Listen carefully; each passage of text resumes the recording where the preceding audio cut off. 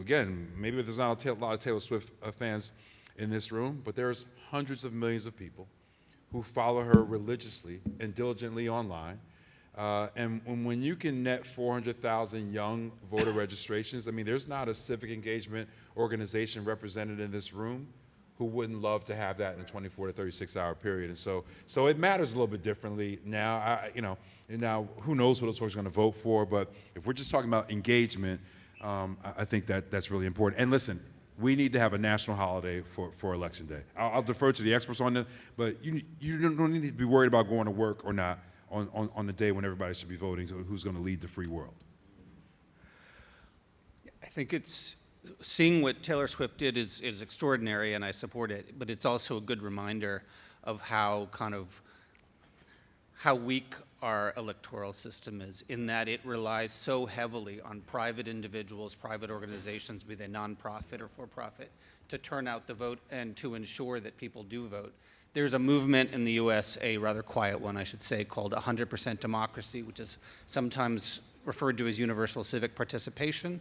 If you look at the work of Danielle Allen at Harvard, or Miles Rappaport, or even E.J. Dionne at the Washington Post has written very eloquently about it. It's the idea that is, already ensconced in many, many advanced democracies around the world, which is that voting ought to be mandatory. We ought to celebrate it as people enter adolescence, prepare them for civic participation at hopefully age 18, and make voting not only a national holiday, but something that everyone is expected to do, that that we celebrate whatever party they vote for. But there's a reason that voter turnout rates, let's say in Australia or in Estonia, are so much higher than they are in the US. I don't think it's cultural. I think it's that the structure is in place to make that happen. And there are templates that could be made real in the US. And so then the question is, why don't we have them? Why is the world's oldest democracy so averse to so many people voting? And I think that's a structural question. And I'll just briefly add, we begin the book by talking about the founding fathers, and you would have thought that they were down for everybody voting, but they weren't. They didn't want the enslaved people voting. They didn't want the women voting. They didn't want people who didn't own property to vote, right? So you had Lockean liberalism, which is premised upon the ownership of property. And if black people are owned as property, then they don't have the ability to exercise volition, agency, and will. So women couldn't vote, enslaved people couldn't vote, people without property. A lot of white folk could not vote because they wanted to control the process. It's good to remember that. The genius of American democracy and the documents that undergird it is that we can take what they did and use it for what we need, despite how they tried to limit it. That's the power of that document. That's what people mean when they talk about the Constitution as a living document.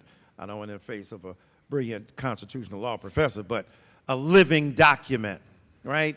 And if I were to have, since Dr. Howard, you asking just, just idea, we're just gonna spitball, get rid of all this damn money in voting and elections.